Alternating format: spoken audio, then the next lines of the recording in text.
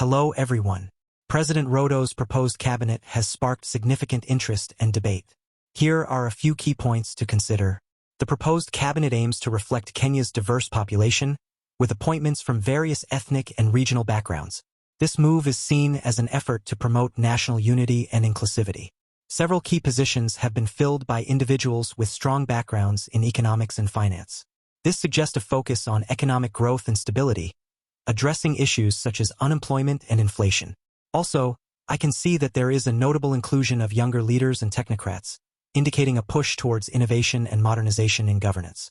It is apparent some appointments have been met with criticism, particularly regarding the qualifications and past records of certain nominees.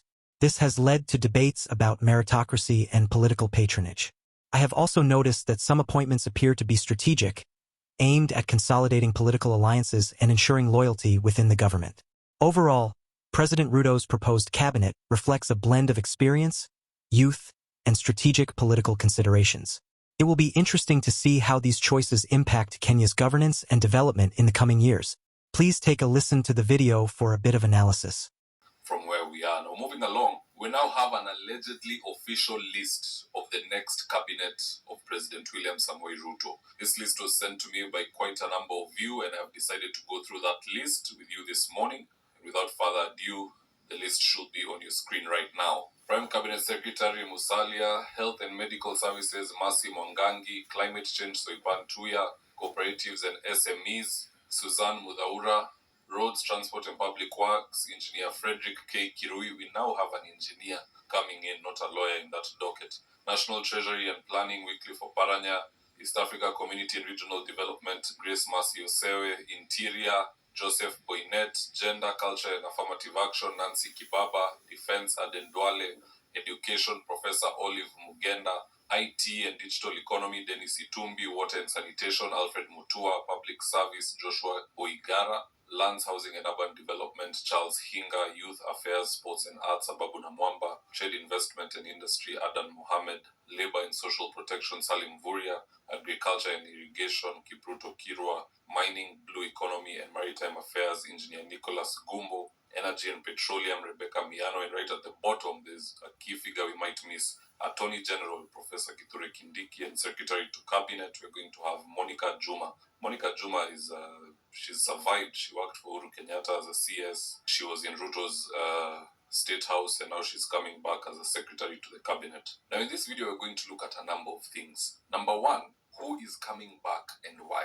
Number two, the individuals who are going to take up dockets touching on security, i.e. interior and defense, because those are very critical areas that if mismanaged, we could even have a coup in this country. We're even having people from all the way in Nigeria, pastors, seeing the importance of the president appointing the right people to those dockets. Here's one such example before we proceed. If the army takes over, it will not be business as usual. It will not be business as usual. What I saw 3 times, I am seeing the seat of the president empty. I saw the seat of the president empty. You hear me? Now, whether you believe in God or not, those are dockets that need to be taken seriously, or else we might have a mismanaged country. Now, let me take you through the list of the people who are coming back. First up is Soipan Tuya. She comes back to deal with issues of climate change, but notice that her ministry has additional responsibilities.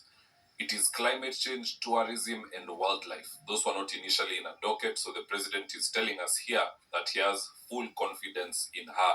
The other person is Aden Duale, is returning to defense. Now, I won't lie, I kind of saw this coming, because just a day or two ago, Aden Duale put out a tweet as if he is still the CS of defense. Here's the tweet, and I quote, "We will not permit orchestrated acts of violence to disturb the peace we've upheld since the birth of the white in our national flag. To those instigating anarchy from the shadows, we know you and we are aware of your schemes." That sounds like a man who knows he is coming back to serve in the Ministry of Defense. So when I saw that tweet, I just knew something is up. And the moment I saw this list, I just knew the man might be coming back. The other fellow who's returning is Alfred Mutua.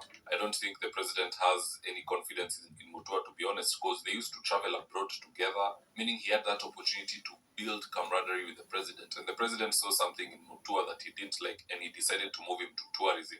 And now, again, he's coming back, but not in the same docket. The president still doesn't have confidence in him in that docket of tourism, which has gone to Soipan Tuya. Now he's being sent to water and sanitation. That is the second time he's being moved in a very short period. So I don't think the president has any confidence in Mutua. This is just but a political move to secure the Kamba vote. This is his way of countering the wave of Kalonzo Musyoka in 2027, assuming he'll be the nominee for the opposition. We also have Kithure Kindiki coming back as the Attorney General. Now, this is where I feel Kithure Kindiki fits best. He is a professor of law. He has also been a lawmaker. When he was the CS of Interior, it's not that I doubt his capabilities, but he didn't have the background for that. Interior requires someone who understands matters security. But his comeback nonetheless could not be argued because he's the third highest ranking member of UDA. On top of that, the president was considering him to become the next deputy president of this republic. So how could he miss from the next cabinet? I think he will be the AG until the very end of Ruto's tenure. Babu Namwamba again is remaining in sports. He's doing a good job so far. There's the small issue that people have raised of him moving around with young girls, but that's a non-issue. That's a personal issue. It doesn't affect the performance of our athletes. Salim Vuria takes up the space of Aisha Jumwa. I believe that's basically just to keep the coastal region in the mix, matters politics and numbers there. Appointments that I vehemently oppose. We have just but one, Wycliffe Ambetsa Oparanya to the National Treasury and Mining. This has to be a very big joke. It's the only thing that makes me almost discredit this list. Why would we have Wycliffe Ambetsa Oparanya, the deputy party leader of ODM, serving as a minister in President William Ruto's cabinet? These are the things that Rigathi Gachagua complains about. Those who voted are being left out. Those who opposed and campaigned for Raila are the ones being brought into cabinet. That makes no sense. Another issue, if there is a full cabinet meeting which is confidential, how sure are we this full cabinet is not going to be leaking to ODM leaders? This one makes no sense. This is a big disappointment, if at all true.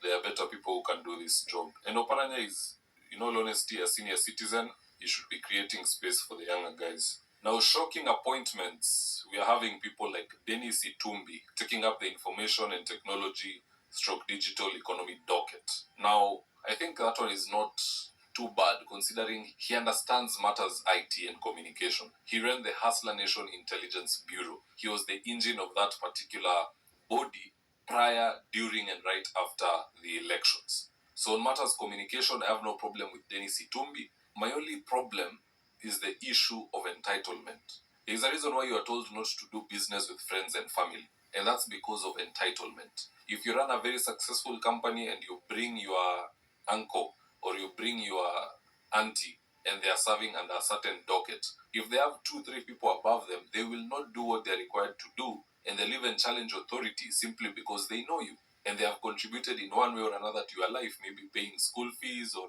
in one way or another. That is the same problem we had with the past administration.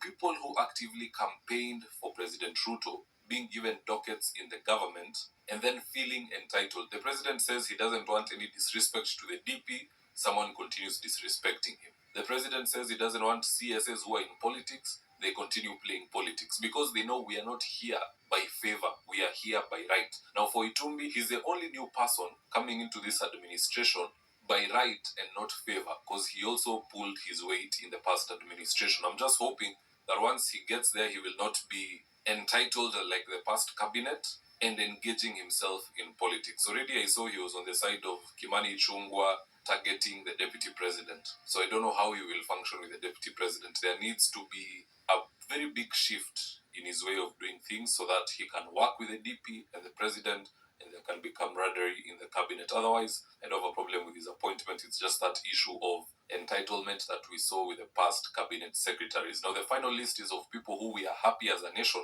not to see coming back. Top of that list has to be Mithika Linturi. The man has mismanaged the Ministry of Agriculture. It is one scandal after the other. Him not coming back, no one is complaining about that. Second person on the list has to be CS Moses Kuria. The man is very brilliant. He's very bright. There is no question about it. But he can't just keep out of politics. In fact, there was a video of Moses Kuria saying that he's going to make sure that people like DP Rigathi Gachagua cannot breathe in this administration. So you see that kind of rhetoric it brings divisiveness in the administration. And the third person is Kipchumba Murkomen. Murkomen was in a docket where he is not well conversant. On top of that, he was bringing a lot of controversy to government. Why wear a watch worth 50 million, a belt worth 50,000, a tie worth 20,000, and then you go to Obina Live to expose the actual numbers of those particular things you're wearing? At a time when the nation is broke, people don't have money, and so on and so forth. It's not wrong to dress that way, but if you weigh the options and you see this is bringing negative light to this administration, you switch it up and you let it go. But he kept it up, and the day before they were fired, he was on Obina's show where he was talking about his tie is 20,000, his belt is 50,000, his shoe is around 300,000. Those are side shows that nobody needs. So those three, we are happy they are not coming back. We hope they don't make it back on the list. We need other people to serve in those dockets. Now, that's all I had to say in regards to that particular allegedly proposed cabinet. Maybe the president will be working with that list. Maybe there will be a switch up in it.